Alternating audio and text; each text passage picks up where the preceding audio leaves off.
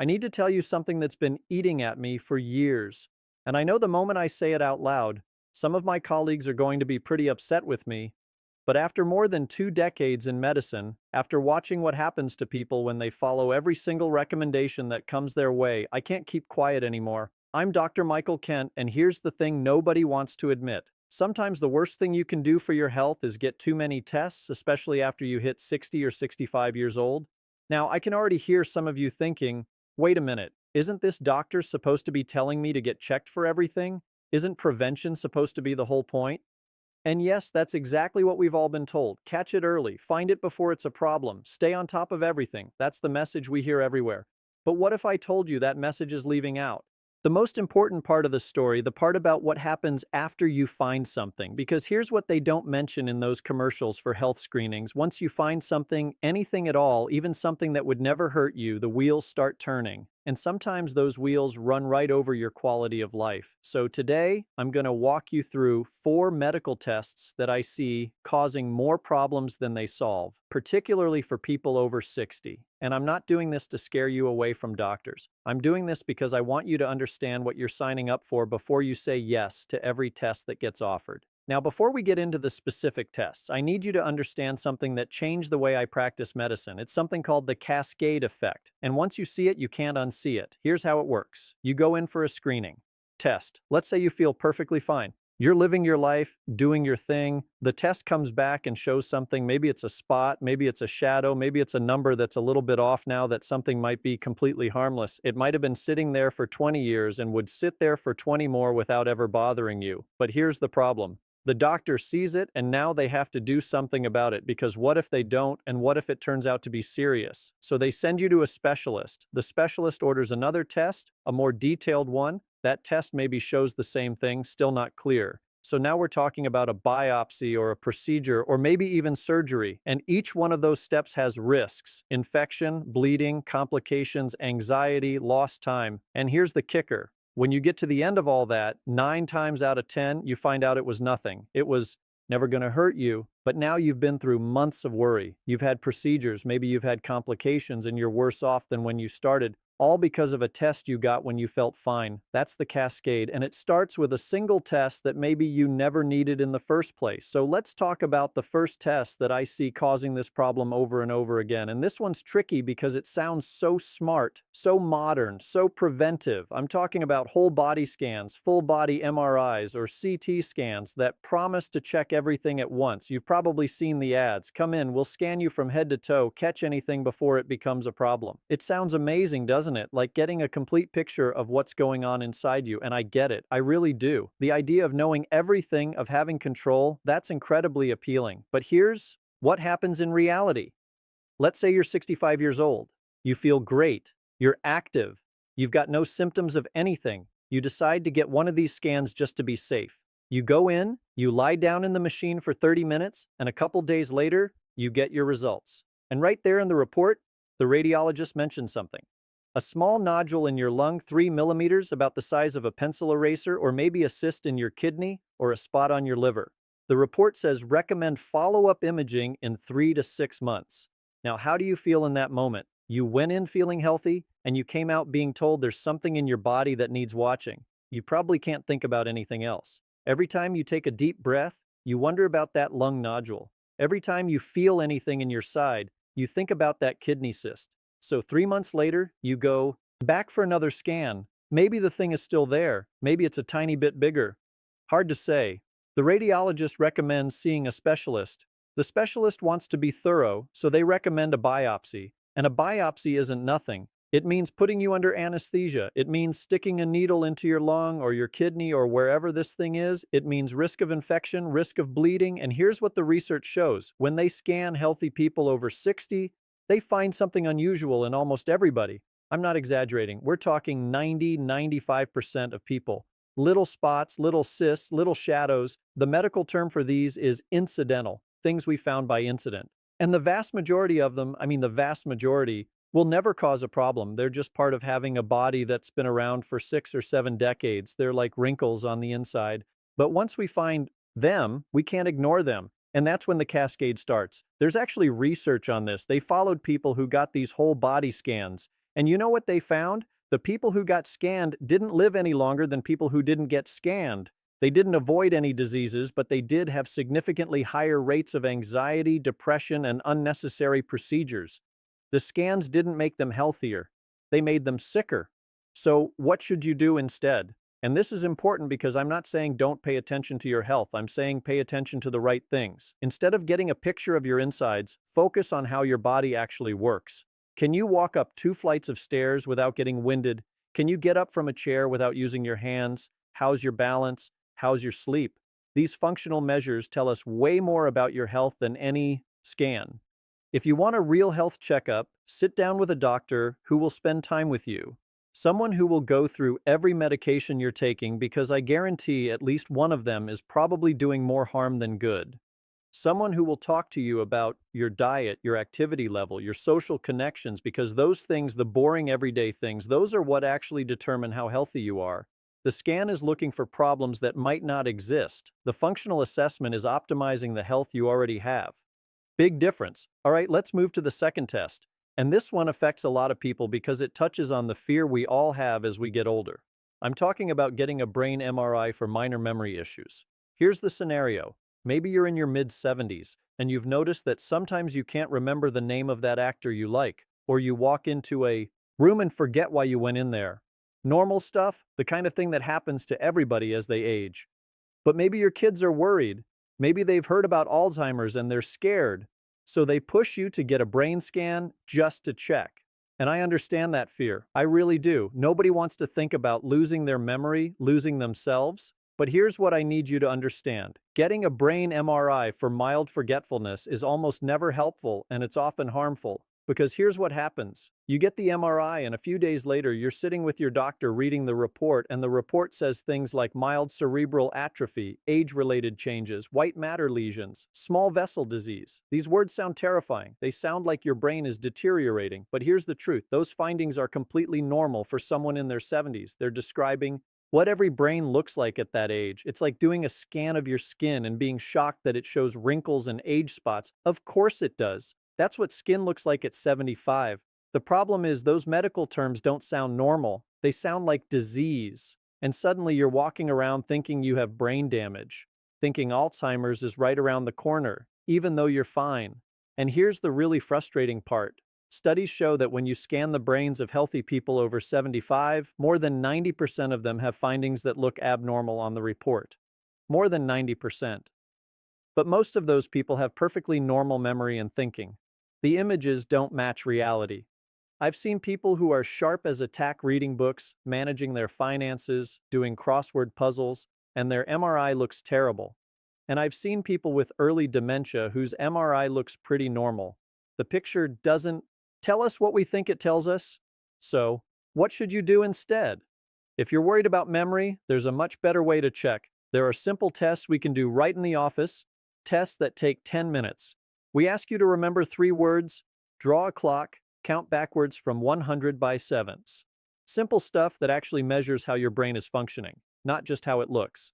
And if those tests show a problem, then we start looking for causes. And here's the thing. Most causes of memory problems in older adults are reversible. Could be a medication making you foggy. Could be low vitamin B12. Could be depression, which often shows up as memory trouble in older folks. Could be sleep apnea cutting off oxygen to your brain at night. Could be a thyroid problem. We check all of those things first. And you'd be amazed how often fixing one of them brings the memory right back. No MRI needed. We're looking at function, not pictures. We're treating the person, not the image. Now, if someone is getting progressively worse, if they're getting lost in familiar places, if they can't manage their money anymore, that's different. Then we need a full workup, including imaging. But for the everyday forgetfulness that comes with age, an MRI creates more problems than it solves. All right, third test on my list, and this one surprises people because it seems so logical. I'm talking about stress tests for your heart, specifically putting someone on a treadmill just because they've hit a certain age. Here's the typical situation. Maybe you're 72 years old and you're going in for some routine surgery, nothing major, maybe a hernia repair or a knee replacement, and the hospital protocol says everyone over 70 needs a cardiac stress test before surgery. So even though you feel fine, even though you can walk a couple miles without any chest pain or shortness of breath, they put you on a treadmill. Now think about this for a second. If you can walk 2 miles in your daily life without any problems, what exactly is the treadmill test going to tell us that we don't already know? Your daily life is your stress test. You're already passing it every single day. But protocol is protocol. So, you get on the treadmill. And here's where it gets problematic. Stress tests have a really high rate of false positives in older adults. That means the test says something's wrong when nothing's actually wrong. Could be because your heart rate doesn't go up like it used to. Could be because of medications you're on. Could be 100 different reasons that have nothing to do with a dangerous blockage. But once that test comes back abnormal, now you're on the medical conveyor belt. They schedule you for a cardiac catheterization. That's where they thread a tube through an artery all the way to your heart to look at the blood vessels. It's invasive, it has risks, and often they get in there and find exactly what you'd expect in a 72-year-old heart. Some plaque buildup, some narrowing, but nothing that needs stents or surgery, nothing that was about to cause a heart attack. But now you've been through an invasive procedure, and worse, you've been labeled as a heart patient. They put you on a bunch of new medications and the psychological damage is done. Maybe you were playing tennis before, but now you're afraid to exert yourself. The test that was supposed to protect you has stolen your confidence and your activities. So, what's the alternative? Listen to your body. That's the best stress test there is. If you can climb stairs, if you can walk at a good pace, if you can do your normal activities without chest pain or excessive shortness of breath, you're telling us your heart is doing okay. Those are the symptoms to watch for. Chest discomfort with exertion, unusual shortness of breath, dizziness. If you have those, yes, absolutely get checked. That's when a stress test makes sense. But if you want to know your future risk, there's a much better tool. It's called a coronary calcium score. It's a quick CT scan, takes 5 minutes, no treadmill, no needles, very low radiation. It measures how much calcium, basically hardened cholesterol, is in your arteries. The result is a number. A 0 means very low risk of heart attack in the next several years. A high number means you need to get serious about prevention with diet, exercise, maybe medication.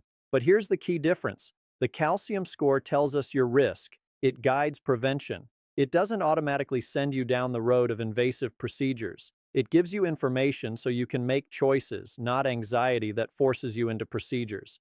Don't let someone put you on a treadmill just because of your age. Trust what your body is already telling you every day. Now we get to the fourth test, and I know this one's going to be controversial. I'm talking about colonoscopies after age 75, specifically routine screening colonoscopies when your previous ones have been normal and you don't have special risk factors. And let me be really clear here, I'm not against colonoscopies. They're a fantastic tool. I recommend them starting at age 45 or 50. They prevent colon cancer by letting us remove polyps before they turn into cancer. If you're in your 50s, 60s, early 70s and you're due for one, please get it done. But here's the thing. Every medical test is a balance between benefit and risk, and that balance changes as we get older. The benefit of a colonoscopy is preventing a cancer that, if it develops, takes 5 to 10 years to cause problems. But if you're 78 or 80 years old, is that benefit still worth the risks? Because colonoscopies do have risks, and those risks go up with age. There's the preparation, drinking that awful liquid that keeps you in the bathroom all night, which can leave an older person dehydrated and weak. There's the sedation, which in older adults carries more risk of confusion or breathing problems. And there's the big one that worries us doctors, perforation, a tear in the colon wall. As we age, the wall of the colon gets thinner. The risk of the scope accidentally tearing through it goes up, roughly doubles or triples after age 75. And a perforation is a surgical emergency. It often means emergency surgery, sometimes ending up with a colostomy bag. For an 80-year-old, that kind of operation can mean the end of independent living. Now, weigh that against the benefit. You're trying to prevent a cancer that would take years to develop into a problem. If your life expectancy is less than 10 years, the math doesn't work out. You're more likely to be harmed by the colonoscopy than saved by it. That's why most medical guidelines now say to stop routine screening somewhere between 75 and 85. Now, this isn't a one-size-fits-all thing. If you have a family history of colon cancer, if you've had polyps before, if you have inflammatory bowel disease, that's a different calculation. But for the average person with no special risk, continuing to get colonoscopies every 5 or 10 years into your 80s is probably doing more harm than good. So, what do you do instead? Do you just ignore your colon? Absolutely not. You shift from invasive screening to smart surveillance. First, pay attention to symptoms. This is crucial. if you notice persistent changes in your bowel habits, if you see blood in your stool, if you have unexplained abdominal pain or weight loss, if you develop anemia, those are red flags. At that point, age doesn't matter. You need a colonoscopy. To figure out what's going on? Second, use the power of diet. This is huge. The single best thing you can do for your colon is eat fiber, fruits, vegetables, beans, whole grains. Fiber feeds the good bacteria in your gut, and those bacteria produce substances that protect against inflammation and cancer. Eating more lentils, more broccoli, more oatmeal, more apples, that's prevention that helps your entire body with zero risk. The message is, get your colonoscopies when they make sense, up through your early 70s. After that, for most people, it's time to focus on watching for symptoms and eating the right foods. So there you have it. 4 tests that I see causing more harm than good, especially after age 60. Whole body scans that find problems that aren't problems. Brain MRIs for normal forgetfulness that create abnormal anxiety. Routine stress tests that trigger cascades of procedures. And colonoscopies after 75 that risk more than they prevent. You notice the pattern here? It's all about the cascade.